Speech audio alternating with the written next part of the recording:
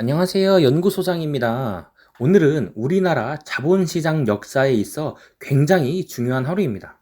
여야가 극적으로 합의해서 상법 개정안을 국회 본회의에서 최종 통과시켰습니다. 사실 상법이라는 단어만 들어도 머리 아픈 분들 계실 건데요. 이번 개정은 어렵고 딱딱한 법 얘기가 아니라 왜 내 투자금이 보호받지 못했는지, 왜 이사회가 주주보다 대주주 눈치를 봤는지 그 질문에 대한 해답이기도 합니다. 이제부터 말씀드릴 내용은 단순한 법 조항 변화가 아닙니다. 코스피 5000 시대를 열기 위한 기반, 즉 글로벌 자본이 신뢰할 수 있는 시장을 만들기 위한 핵심 개혁입니다. 기존 상법에서는 이사가 충실하게 일해야 하는 대상이 오직 회사로 되어 있었습니다. 겉보기에는 아무 문제가 없어 보입니다. 이사가 회사를 위해 일하는 게 당연한 게 아닌가요? 라고 질문하실 수 있는데요. 네, 맞습니다. 하지만 여기엔 맹점이 있었죠. 현실에서는 회사를 위한다는 명분하에 대주주에게 유리한 의사결정이 이루어지는 경우가 적지 않았습니다. 결과적으로 소액 주주들이 피해를 보는 구조가 고착화됐죠. 그래서 이번 개정에서는 충실 의무 대상을 회사 및 주주로 명확하게 바꿨습니다. 이 말은 앞으로 이사가 회사를 운영할 때 소액 주주를 포함한 모든 주주의 이익을 함께 고려해야 한다는 뜻입니다.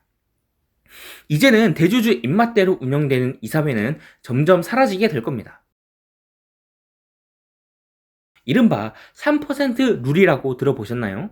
감사위원을 선임할 때 대주주와 특수관계인이 행사할 수 있는 그 의결권을 최대 3%로 제한하는 제도입니다. 과거에는 대주주가 본인과 특수관계인의 지분을 총동원해서 감사위원을 사실상 독점적으로 선임할 수 있었습니다. 이러면 감사가 제대로 되지 않겠죠? 이사회의 감시 기능도 무력화됩니다. 하지만 이제는 다릅니다. 아무리 지분이 많아도 감사위원 선임 때는 3%까지만 의결권이 행사 가능합니다. 덕분에 감사위원회의 독립성과 공정성이 획기적으로 개선되는 겁니다. 이 개정은 특히 외국인 투자자들에게 이제는 한국 시장도 지배구조가 선진화되고 있다는 신호를 줄 수 있습니다. 이전에는 주주총회에 참여하려면 직접 해당 장소에 가야만 의결권을 행사할 수 있었습니다. 소액주주 입장에서는 사실상 참여가 어렵죠. 결국 중요한 안건이 소수의 손에 의해 결정되는 구조였습니다. 그런데 이제는 상장사 중 일정 규모 이상 기업은 전자주주총회를 반드시 열어야 합니다. 즉 집에서든 회사에서든 어디서든 클릭 한 번으로 의결권 행사 가능. 이건 정말 혁신적인 변화입니다. 소액주주 권한 확대는 물론이고 투명한 의사결정 구조를 만들어내는데 큰 도움이 됩니다. 그동안 사회이사라는 명칭은 뭔가 밖에서 들여다보는 사람 같은 느낌을 줬죠.